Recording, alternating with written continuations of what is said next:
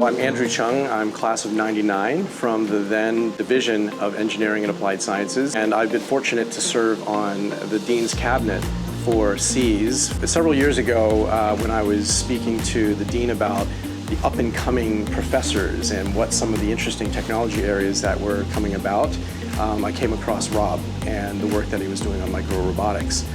At the time, we had an investment thesis around surgical robotics and what the future might look like for surgery. And we posed the question, what would happen if today's generation of surgical robotics could be shrunk by 90%? What parts of the human body could be accessed? What types of surgical procedures could be unlocked that currently are impossible? And we scoured the earth looking for companies like that, and we couldn't find a single one that met the requirements that we had.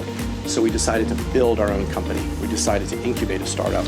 And at the time, we were looking at different research institutions, different professors, and right in front of us, in the SEC, which was just emerging, was Rob's lab. And so I brought a team of experts, including one of my partners, who previously led clinical engineering at a robotics company, multiple robotics companies, and we started to study what Rob was doing. And after about a year of spending time together, we decided to build a company together. And so we licensed the technology from OTD, had the pleasure of working with Sam Liss and his amazing team. And I've known Isaac Kohlberg for more than a decade before that. And so it was a real pleasure to have an opportunity to work with the great team to spin this technology out and create a company that hopefully can change the face of surgery.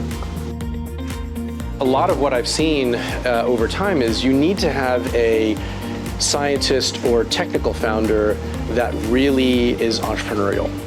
It's very easy to spend a decade or several decades working on a type of science that you hope to translate and move out of the lab, but in practice it's very difficult. And you need to have a very open-minded professor or researcher that is willing to work with business folks like me to think about a bigger scope of what their technology can do. And Rob is just that. We found him to be truly a rising star. He's young. He's very thoughtful. He's trying to figure out how to change the world. He's trying to make an impact with his technology. And as a result, by letting us be the stewards of that technology, he's willing to take certain risks that some academic partners are not willing to do. And that can create problems when you're trying to create a company. So I think it starts with Rob. It starts with how entrepreneurial he is as a scientist.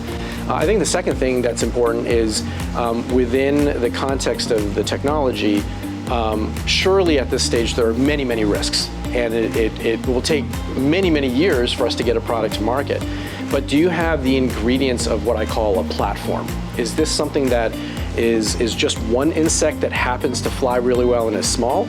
Or is this a platform that allows you to create 100 different prototypes that can really allow a startup company to iterate in a very fast way to find the product that actually works? And the fabrication capability that was built in the SEC and what Harvard has supported does just that. The familiarity with OTD as well as the way in which they work with investors like myself to spin out technology is a really important factor for success as well.